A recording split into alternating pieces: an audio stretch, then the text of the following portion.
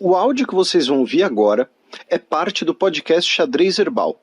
Caso vocês queiram ouvir mais sobre esse assunto e outros temas de política internacional, é só ir em xadrezherbal.com. Bem, passemos para o primeiro bloco do Giro de Notícias.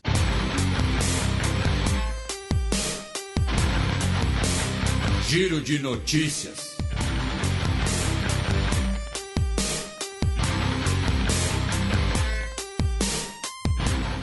Duas notícias da sexta-feira passada, dia 27 de maio. A Argentina promulga lei que regula cannabis medicinal e cânhamo industrial. Pois é, foi criada a Agência Reguladora da Indústria do Cânhamo e da Cannabis Medicinal, que vai impor o marco regulatório, né, para a indústria, tanto a cannabis medicinal quanto do cânhamo industrial. E a ideia, né, do governo argentino é a criação de uma indústria local, né, da cannabis medicinal. Segundo o presidente Alberto Fernandes, o governo escutou as mães que com a cannabis fazem com que seus filhos possam ter uma vida melhor. Também disse que será uma indústria que vai curar, produzir, trabalhar e trará dólares. Então ele colocou ali os benefícios tanto de saúde quanto os benefícios econômicos.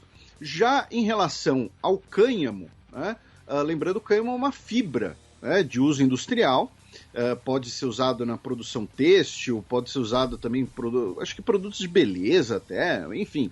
No começo do século XX era um grande concorrente do algodão. Tem, inclusive, né, muita gente... Eu nunca estudei muito assunto, nunca li muito sobre o assunto, né? Mas que justamente por isso que o cânhamo foi deixado de lado, né? Para não ameaçar a indústria algodoeira, né? E o cânhamo acaba sofrendo, entre aspas, né, por tabela, né, o tabu da cannabis, por ser também uma planta da mesma família. Então, a Argentina também pretende desenvolver essa indústria. Ex-presidente da Nigéria poderá disputar eleições de 2023. Pois é, teremos eleições presidenciais na Nigéria no primeiro semestre do ano que vem e as candidaturas já estão sendo definidas. Tá?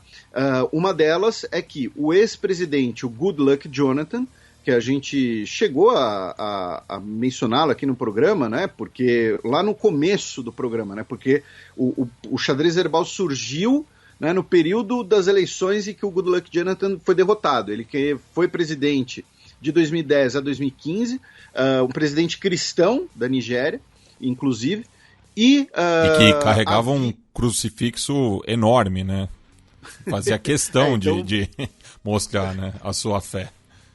Por isso que a gente até, né, fica difícil não saber que ele é um presidente cristão. E havia ali uma dúvida judicial, né, se ele poderia ser ou não presidente, né, já que, além de ter sido presidente, ele também foi vice-presidente. Né, então, se ele já não teria ocupado os 2 mandatos possíveis, se ele poderia ser ou não candidato, e a Suprema Corte definiu que ele poderá sim ser candidato no ano que vem. E um dos principais grupos de oposição atual, né, o Partido Democrático Popular, realizou as suas primárias eleitorais e definiu o ex-vice-presidente da Nigéria, o Atiku Abubakar, como o seu presidenciável para o ano que vem. Tá? Ele que teve 371 votos no segundo turno das primárias e o seu principal opositor ficou com 237. Tá? Então, temos aí a definição de alguns dos principais candidatos presidenciais na Nigéria no ano que vem. Infelizmente, ainda na Nigéria, no último dia 28 de maio, pelo menos 31 pessoas morreram pisoteadas depois de um tumulto numa igreja em Port Harcourt, já que era um evento de caridade e seriam distribuídos alimentos para as pessoas. Isso gerou uma correria, gerou um tumulto, e aí várias pessoas, infelizmente, morreram pisoteadas. E ali do lado, ainda no continente africano, em Camarões, no último final de semana, pelo menos 24 pessoas morreram e 60 pessoas ficaram feridas em ataques na região anglófona de Camarões, né? A autodeclarada Ambazônia. Apenas recapitulando para os nossos ouvintes mais recentes e tal, que às vezes estejam por fora, né? O Camarões, como herança das intervenções coloniais, Camarões é um país de maioria francófona, porém que tem uma pequena parte do seu território que é anglófono, ou seja, de falantes de inglês. E existe um movimento separatista nessa região, não só por questões de idioma, mas também por uma questão chamada petróleo. Então, por vezes, a gente acaba tendo que repercutir notícias desse tipo aqui em Camarões, esse conflito interno. Notícia do sábado passado, dia 28 de maio. Sri Lanka adquire carregamento de petróleo russo para amenizar crise. Pois é, havia um carregamento de 90 mil toneladas de petróleo russo em 2 navios na costa do Sri Lanka. O Sri Lanka ele não tinha meios de pagar por esse carregamento e havia também o temor de que esse carregamento, ou até mesmo o próprio Sri Lanka, pudessem ser alvo de sanções europeias, devido às sanções contra o petróleo russo, devido à guerra na Ucrânia. Então, o que aconteceu? O governo do Sri Lanka conseguiu fazer um acordo com a Rússia, na qual basicamente adquiriu esse petróleo numa espécie de financiamento. Não foi um pagamento à vista imediato, e a Rússia também estava interessada em vender logo esse carregamento, até porque, como a gente vai ver no match, nós temos uma nova rodada de sanções contra o petróleo russo. Então, Sri Lanka adquiriu esse carregamento de petróleo russo para tentar diminuir parte da sua crise econômica, barateando eventualmente os combustíveis e impactando a inflação, lembrando que Sri Lanka está numa crise muito profunda. E outra questão em relação à ilha é que a Suprema Corte do Sri Lanka suspendeu o perdão presidencial do presidente Rajapaksa ao ex-deputado e um dos seus principais aliados, o Duminda Silva. A gente chegou a comentar disso rapidamente, uma das várias vezes que a gente falou do Sri Lanka recentemente, mas já no final do ano passado. Por quê? Porque o Duminda Silva ele não foi condenado por um crime devido à sua atividade política. Ele foi condenado por um assassinato. Em 2011, ele assassinou um rival político. E aí o presidente o perdoou e ele foi liberto da prisão. E agora a Suprema Corte determinou que o Duminda Silva deve ser devolvido à prisão, que o perdão foi ilegal. Tá? Então, aí um golpe, não um golpe no sentido, né, de algo ilegal, mas uma porrada, né, na imagem, no prestígio do atual presidente, mais um. Ainda no subcontinente indiano, meu caro Matias, 2 outras notícias, uma só como curiosidade, né? O que aconteceu? Um casal, marido e mulher, que trabalhavam na administração de Delhi, na Índia, eles ordenaram, né, eles abusaram do seu poder para fechar um estádio, tá? O estádio de Chagrai, que foi construído para os Jogos da Commonwealth de 2010, e eles ordenaram, basicamente, que ninguém poderia entrar no estádio enquanto eles estavam praticando a sua caminhada matinal com os seus 2 cãezinhos.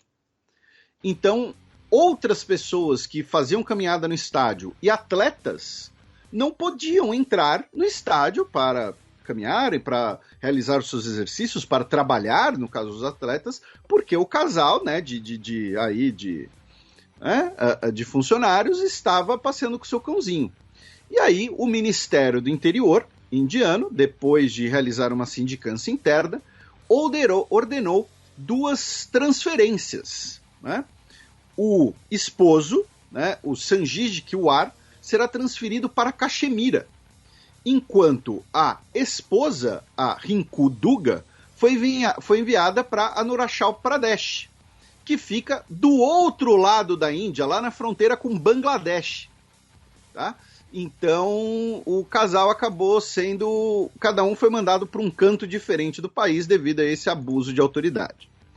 E, finalmente, no Nepal, infelizmente, no último dia 29 de maio, um avião caiu com 22 pessoas a bordo e foi confirmado que as 22 pessoas morreram depois de terem encontrado os destroços, né? Eram 19 passageiros, 3 tripulantes. Dos passageiros havia um casal de turistas alemães, inclusive. Notícia do último domingo, dia 29 de maio. União Africana pede por diálogo entre República Democrática do Congo e Ruanda. A gente comenta aqui várias vezes, né, meu caro Matias, sobre as questões fronteiriças recentes entre a República Democrática do Congo e Ruanda, onde nós temos a atuação de vários grupos rebeldes, tanto grupos motivados por questões econômicas, por controlarem áreas ricas em recursos minerais, tanto por grupos com motivações políticas e étnicas. E a gente já explicou aqui, nós temos, para quem quiser ouvir, né, nós temos 2 Fronteiras Invisíveis do Futebol, o nosso podcast de história, né, que a gente usa o esporte ele como fio condutor. Nós temos um sobre a República Democrática do Congo e um sobre Ruanda. E como a história recente desses 2 países, ela é interligada, né? A questão do genocídio, a questão das guerras civis congolesas, né? E então é uma relação na fronteira que historicamente tem consequências bastante notáveis e recentemente passa por diversos episódios de violência que a gente eventualmente repercute aqui no programa. E o que aconteceu, né? Qual foi o episódio mais recente? A República Democrática do Congo, ao realizar uma operação contra grupos rebeldes perto da fronteira contra Ruanda, deteve, tá, 2 soldados de Ruanda. O governo congolês afirma que esses soldados que foram detidos, eles estavam fazendo parte de um grupo rebelde, tá? Eles não foi que a República Democrática do Congo, então, raptou 2 soldados de Ruanda em território ruandês. Falando, não, eles estavam fazendo parte das Forças de Libertação de Ruanda, que é um grupo contra o governo do Paul Kagame, em Ruanda, que atua dentro do Congo, cuja principal base é dentro do Congo, tá?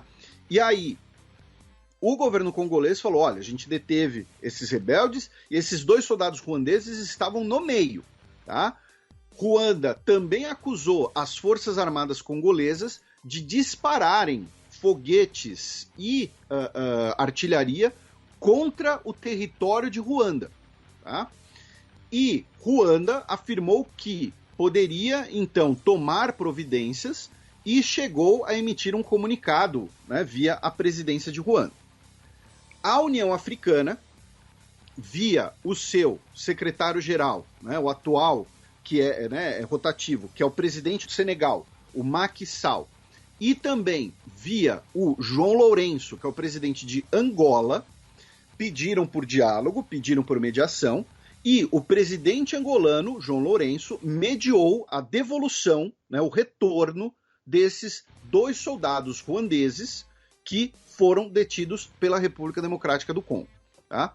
Então, e segundo o presidente senegalês, as conversas serão mantidas para, inclusive, retomarem os voos entre os 2 países, já que o governo de Ruanda interrompeu os voos entre Ruanda e o Congo, afirmando que o Congo estaria, então, apoiando grupos rebeldes contra Ruanda, né? Claro. O Congo também faz a mesma acusação contra Ruanda, tá? Ruanda, por sua vez, diz, não, a gente não faz nada, isso é um conflito interno congolês, a gente não tem nada a ver com isso. Então, lembrando que o maior conflito recente do continente africano começou justamente na região fronteiriça entre República Democrática do Congo, Ruanda e Uganda, né? A Segunda Guerra Civil do Congo, às vezes chamada de Grande Guerra Africana, né? Junto com tudo isso, nós tivemos pelo menos 27 civis mortos em um ataque das Forças Democráticas Aliadas no leste do Congo contra povoados da região, tá? E também tivemos 15 mortos num ataque no norte do Congo que teria sido realizado por um grupo extremista muçulmano. Passemos agora para o segundo bloco do Giro de Notícias.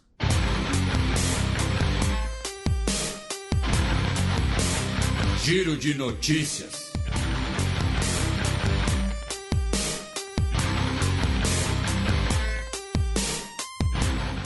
Notícia da terça-feira passada, dia 30 de maio.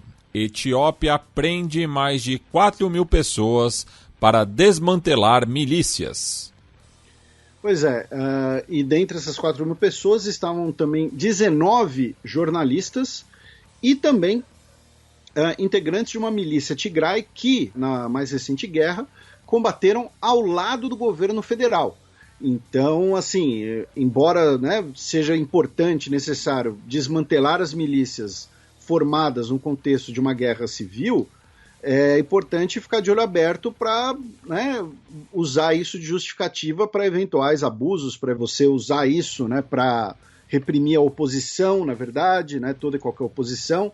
Então, também tem isso. Da Etiópia, vamos rapidamente para a Namíbia, né, já que no último dia 30, segunda-feira, o país recebeu 23 artefatos que estavam no Museu Etnológico de Berlim há mais de um século, né, como parte daquele compromisso do governo alemão de devolver tesouros arqueológicos e patrimônios culturais aos países africanos, especialmente no caso da Namíbia, né, que foi uma colônia do Império Alemão. Então, tivemos aí essa primeira leva de devoluções. A gente já falou bastante sobre esse assunto aqui. Se você é um ouvinte mais recente, dá uma olhada nos programas mais antigos, pode valer a pena, pode ter coisa legal. E na África do Sul, protestos contra o presidente Cyril Ramaphosa, depois que o ex-chefe da inteligência da África do Sul, o Arthur Fraser, acusou o presidente de suborno e de ter ordenado um rapto também, e ter roubado até 4 milhões de dólares em propriedades presidenciais. Por conta disso, tivemos vários protestos, né, contra o presidente, que será processado. Notícia da última quarta-feira, dia 31 de maio. Noruega relata seu primeiro caso de varíola de macaco.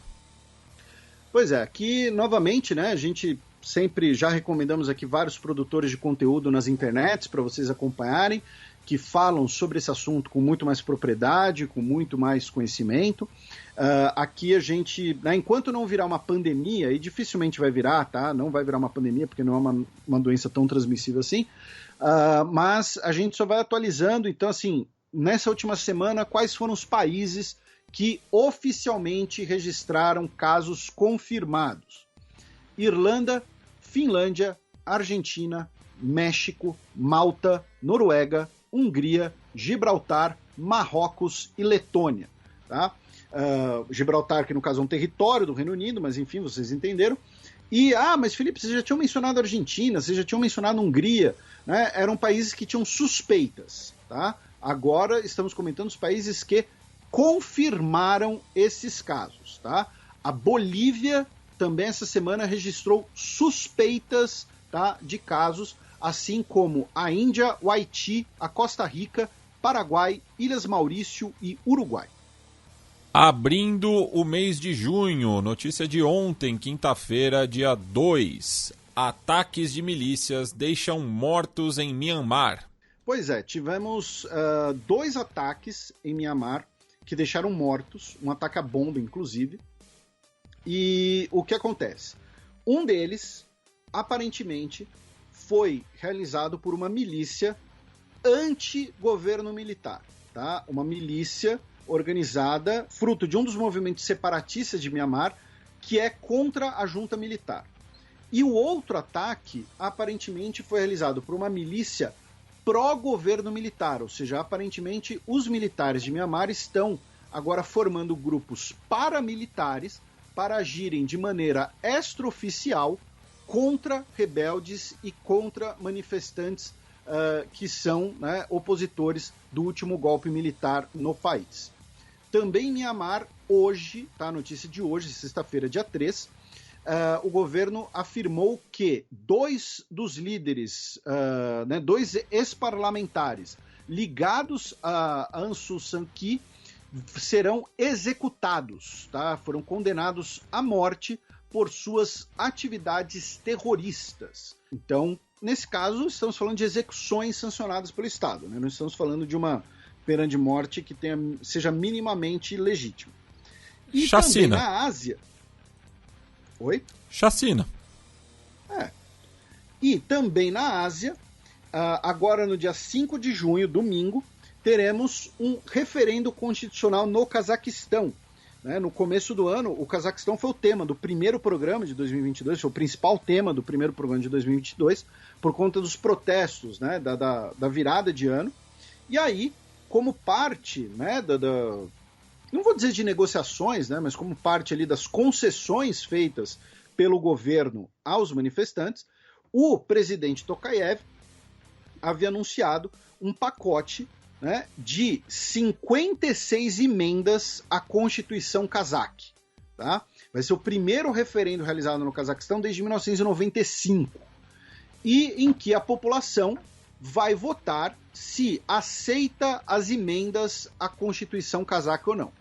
A grande questão desse voto, para mim, tá? Ele passou lá na Comissão de Constituição do Parlamento e tal, é que, assim como em outros votos similares que já ocorreram, por exemplo, na Rússia, né? O último referendo russo foi assim também.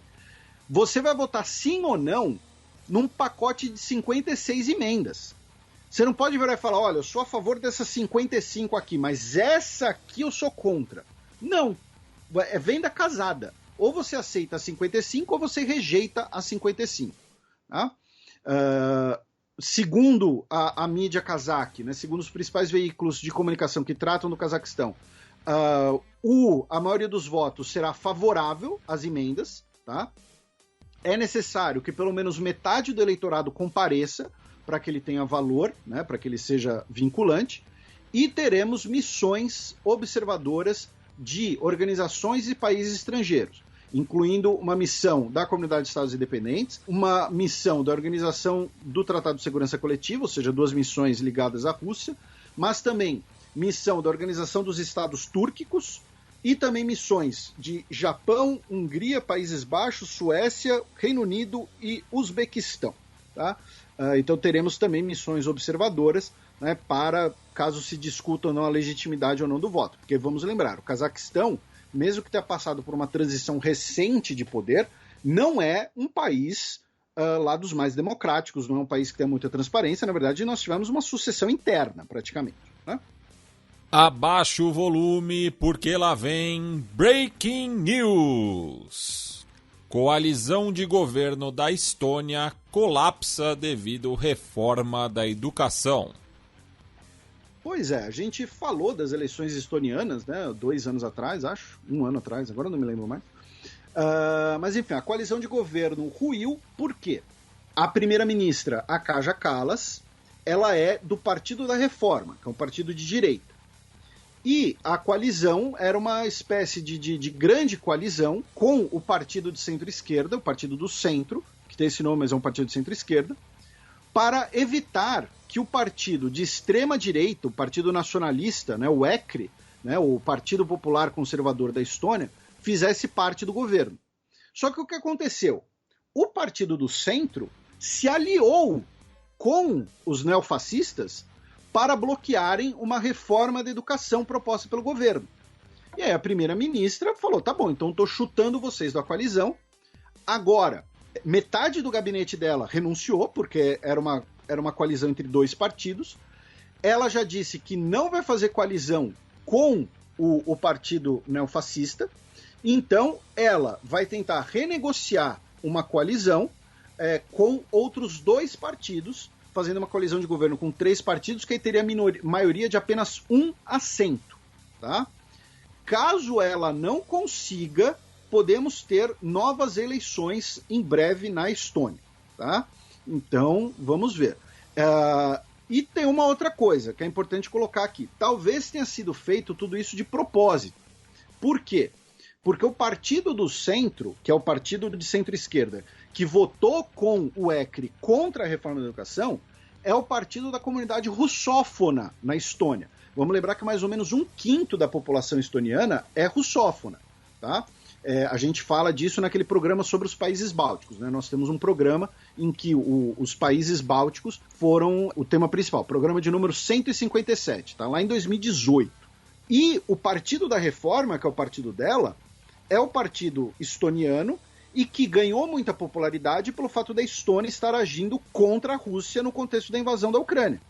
Então, ela pode ter aproveitado, né, a cisão devido à reforma educacional e falar, não, tá bom, então vai vocês embora.